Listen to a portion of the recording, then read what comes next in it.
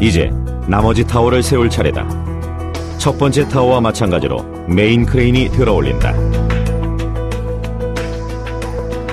하지만 첫 번째 타워만큼의 높이가 있어 정확하게 볼트 구멍을 맞추는 것이 쉽지만은 않다. 왼쪽으로 밀어, 왼쪽으로 돌리고 천천히.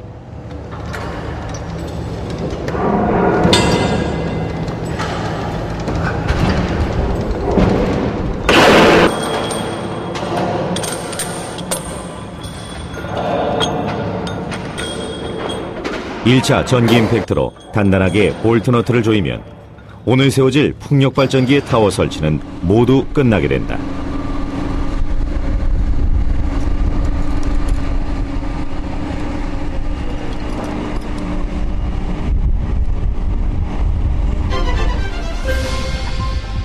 다른 재생에너지에 비해 경제적인 풍력발전.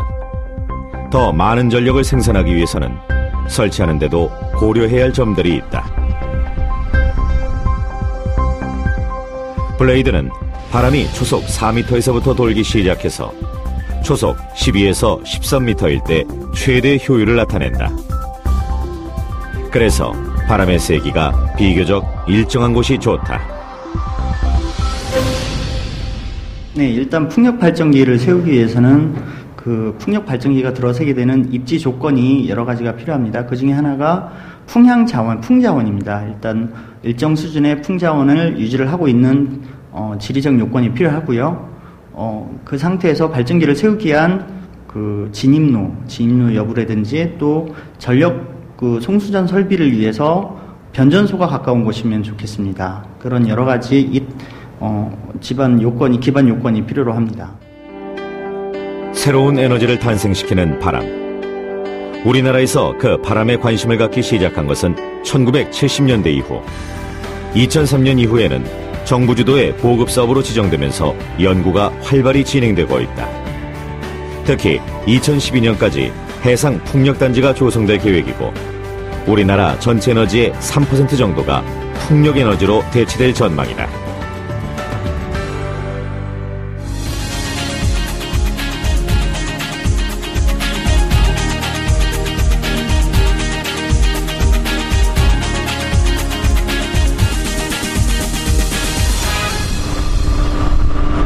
타워 작업에 이어 이번엔 풍력발전기의 중심부라 할 수 있는 너셀을 올릴 차례다. 너셀은 날개에 의해 얻어진 운동에너지를 전기에너지로 변화시키는 데 필요한 모든 장비가 들어있는 상자다. 가장 꼭대기에 올려지는 너셀. 주요 부품들이 들어있는 만큼 조심스럽게 인양해야만 한다.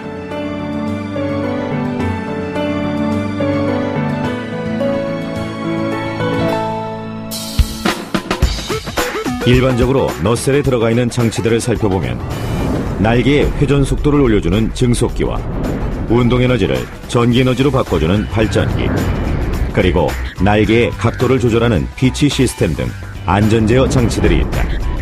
그중 증속기의 유무에 따라 사용되는 발전기의 종류도 달라진다.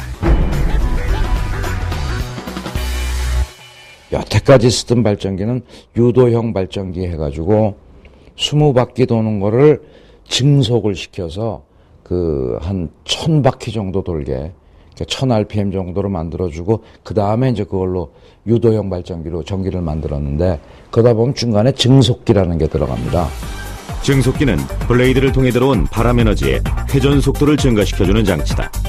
저속으로 움직이는 회전축을 분당 1500회 회전하는 발전기의 속도에 적합하도록 회전수를 바꿔주는 역할을 한다. 대부분의 사용되고 있는 풍력발전기에는 증속기가 있다. 발전기의 정속 회전으로 경제성이 높고 품질이 좋은 전기를 생산하는 장점이 있다. 하지만 마모가 잘 돼 풍력발전기의 주요 고장 원인이기도 하다. 이를 보완해 등장한 것이 증속기가 없는 발전기다. 제주도에 설치되는 750kW급 풍력발전기는 증속기가 없는 발전기로 영구자석을 이용한 동기발전기가 사용됐다.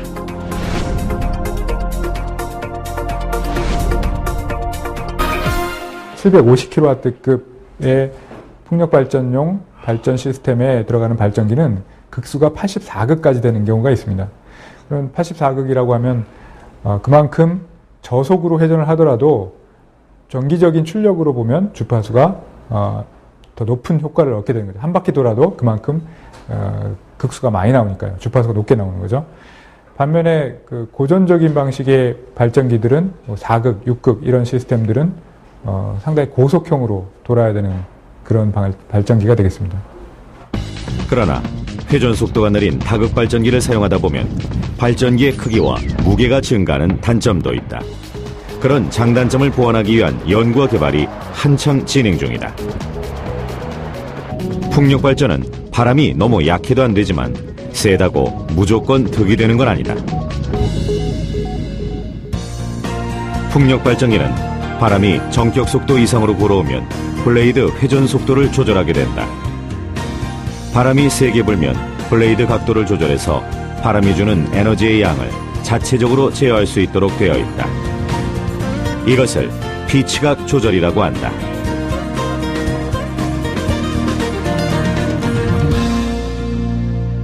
피치각을 크게 함으로 인해 가지고 바람에서 얻을 수 있는 에너지를 감소시켜서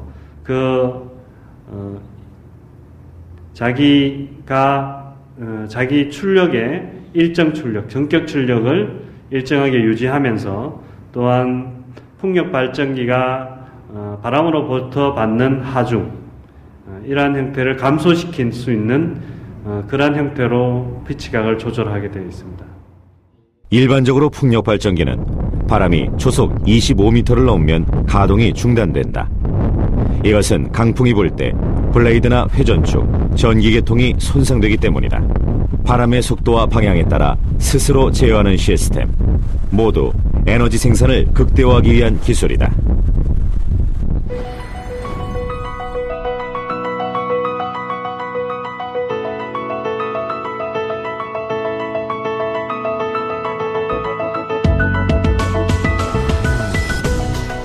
바람을 가장 먼저 만나는 곳, 풍력 발전기의 꽃이라 불리는 블레이드. 이제 마지막 블레이드 설치만 남겨두고 있다. 블레이드와 너셀을 연결해주는 허브. 3개의 블레이드가 조립될 허브 위치를 잡느라 분주하다. 밖으로 안 나가게. 저쪽으로 당겨, 저쪽으로. 허브를 이리저리 움직이는 이유는 무엇일까? 일단은 블레이드가 조립이 되면은 장애물이 없어야 됩니다. 그리고 블레이드는 그냥 한번 끼우면 끝나는 게 아니라 그 볼트 홀을 다 맞추기 위해서는 블레이드를 약간씩 회전, 90도씩 회전을 시켜야 되는데 그 작업을 하면은 또 지작물이 없어야 됩니다. 그렇기 때문에 저렇게 방향을 맞추는 겁니다. 허브의 내부에는 0도 기준점이 있다. 이 기준점에 정확하게 맞춰 조립해야 한다. 이것은 블레이드 피치각을 계산할 수 있는 기준점이기 때문이다. 첫 번째 블레이드 조립 작업이 시작됐다.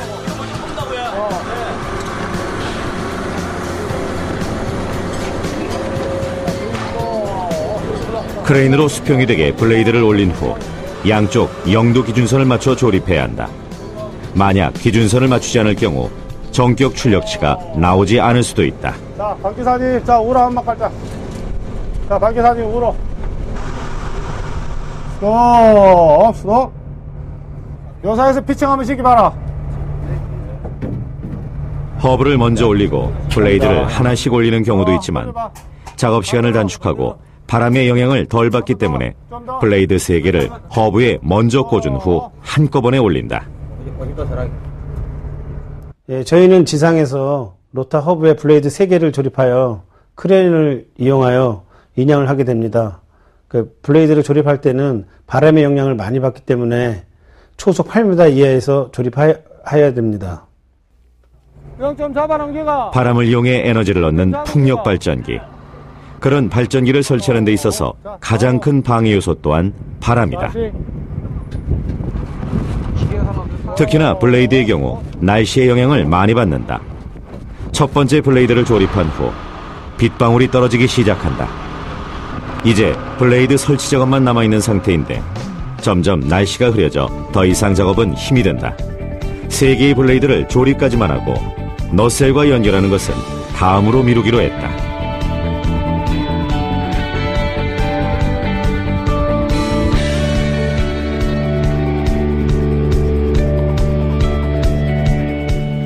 이틀 동안 내린 비가 멈추고 오랜만에 햇살이 내리쬐다. 비로 인해 중단됐던 작업이 다시 시작됐다. 가장 까다롭고 위험한 작업만 남아있다. 일단은 나셀이 5도의 틸팅 각을 가지고 있기 때문에 이 5도의 틸팅 각을 유지한 채로 로터 조립체를 부착하는 게 쉽지가 않고요. 상부에서 바람이 조금이라도 있다고 하면은 보통은 블레이드에 고정 로프를 연결을 해서 지상에서 인력으로 줄을 당겨서 로터 조립체의 미세한 위치를 잡아서 그 잡은 채로 조립을 하고 있습니다. 너셀의 경우 5도 정도 기울어져 있다. 거센 바람이나 블레이드 회전 진동에 유연하게 움직일 수 있도록 설계되어 있는 것이다. 또 회전하는 블레이드가 타워에 부딪히는 것을 방지하기 위해 일정한 틸팅각을 유지해야 한다. 때문에 너셀에 허브를 장착하는 일이 쉽지 않다.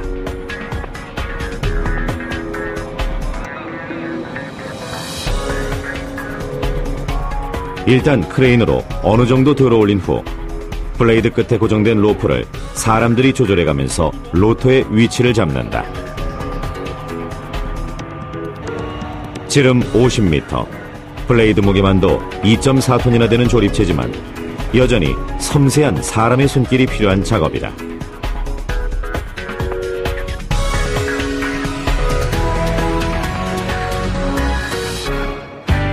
드디어 블레이드 장착에 성공하면서 또 하나의 풍력 발전기가 완성됐다. 풍력 발전은 바람이 가진 유동 에너지가 날개를 회전시키고 날개에 부착된 축이 회전하면서 운동 에너지로 변하고 다시 발전기가 회전하면서 전기 에너지를 얻게 된다. 그렇다면 바람은 어떤 원리로 블레이드를 돌게 하는 것일까? 풍력 발전기가 바람을 받아서 이제 회전 에너지를 유발하게 됐을 때 블레이드에 작용할 수 있는 하중은 양력, 항력, 모멘트가 있을 수 있습니다. 그 중에서 이제 양력은 풍력 발전기를 회전시키는 성분으로 활용되게 되고 항력은 이제 풍력 발전기 회전을 저해하는 성분으로 활용되게 되겠습니다. 수평축 풍력 발전기의 경우 날개를 돌게 하는 힘은 바로 양력이다. 양력은 에어포일, 즉 블레이드 단면 위아래의 압력차로 인해서 생긴다. 일반적으로 블레이드 단면 위쪽은 압력이 낮고 아래쪽은 압력이 높다. 그래서 양력은 날개의 위쪽에 발생하게 된다.